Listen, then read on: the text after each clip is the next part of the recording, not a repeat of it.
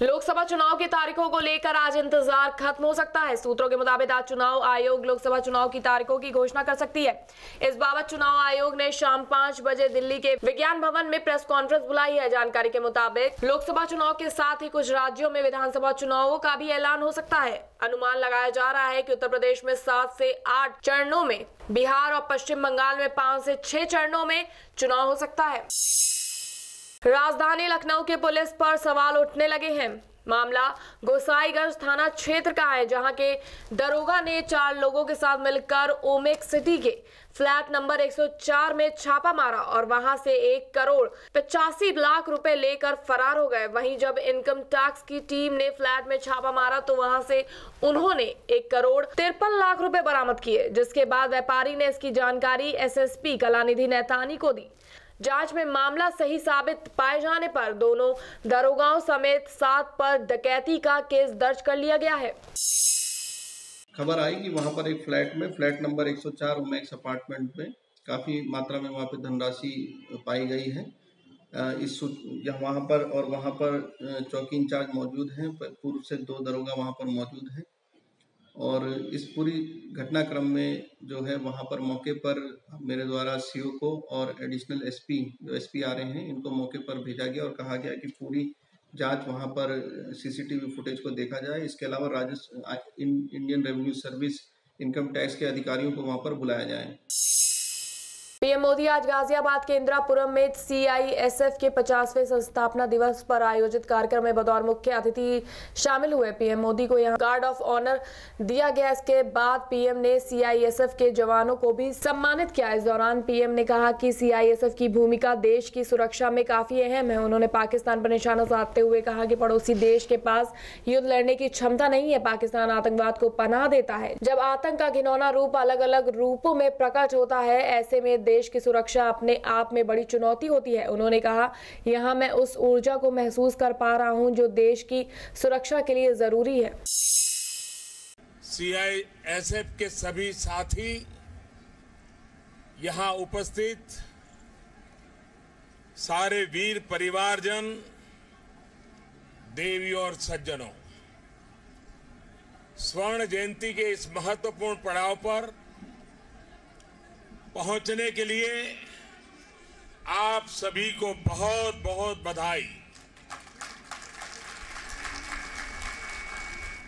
एक संगठन के नाते आपने जो 50 वर्ष पूरे किए हैं वह अपने आप में बहुत ही प्रशंसनीय उपलब्धि है और इस कार्य को यहां तक पहुंचाने में आज जो सीआईएसएफ की व्यवस्था में है उनका तो योगदान है ही, लेकिन 50 साल के कालखंड में जिन जिन महानुभावों ने अपना दायित्व निभाया है, इसको नेतृत्व दिया है,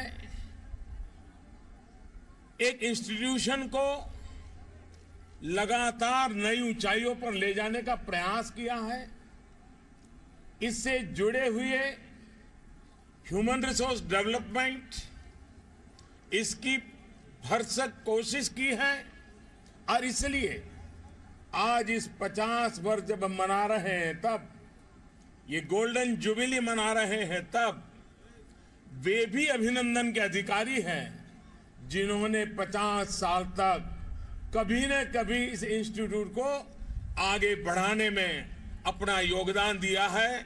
कुछ उसमें से महानुभाव यहां उपस्थित है, मैं उनका गौरवगान करता हूं, मैं उनका अभिनंदन करता हूं। देश को ऐसी महत्वपूर्ण इकाई इस ऊंचाई पर ले जाने के लिए वे सचमुच में अनेक अनेक अभिनंदन के अधिकारी हैं।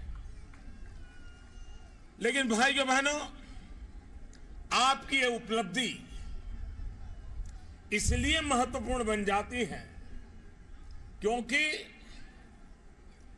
जब पड़ोसी बहुत होस्टाइल हो,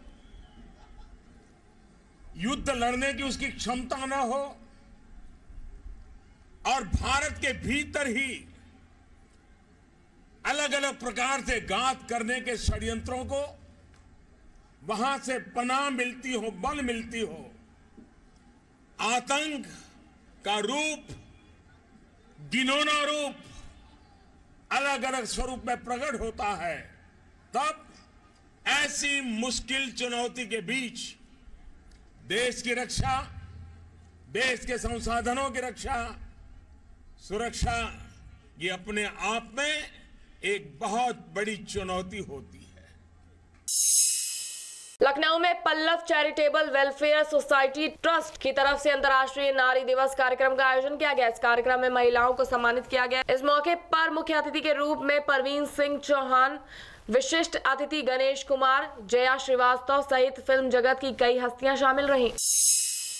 लखनऊ के गुडम्बा थाना क्षेत्र में एक युवक ने अपने ही पिता की हत्या कर दी। बताया जा रहा है कि युवक ने अपनी पत्नी से अवैध संबंधों के चक्कर में हत्या की है। पूरी वारदात को युवक ने कबूल कर लिया है।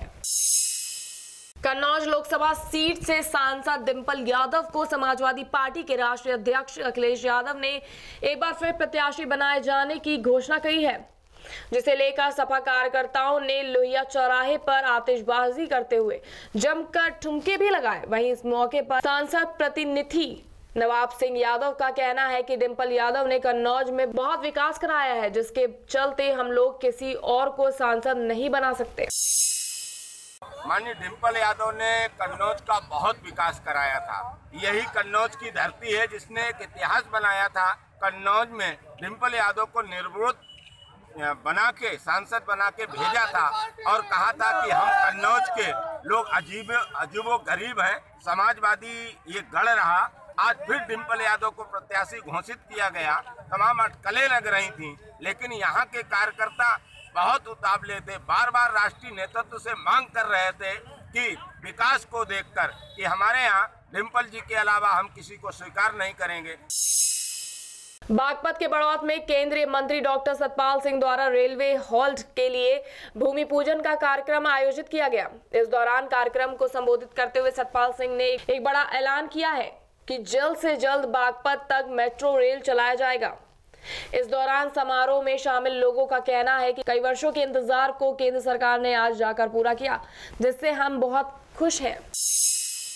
बागपत के खेकड़ा थाना इलाके में तमंचे के बल पर नाबालिग लड़की को अगवा कर उसके साथ दुष्कर्म किया गया। बता दें, पीड़िता के साथ वारदात करने वाला और कोई नहीं, उसका पड़ोसी युवक था। घटना के बाद पीड़ित परिवार ने आरोपी के खिलाफ थाने में तहरीर दी है।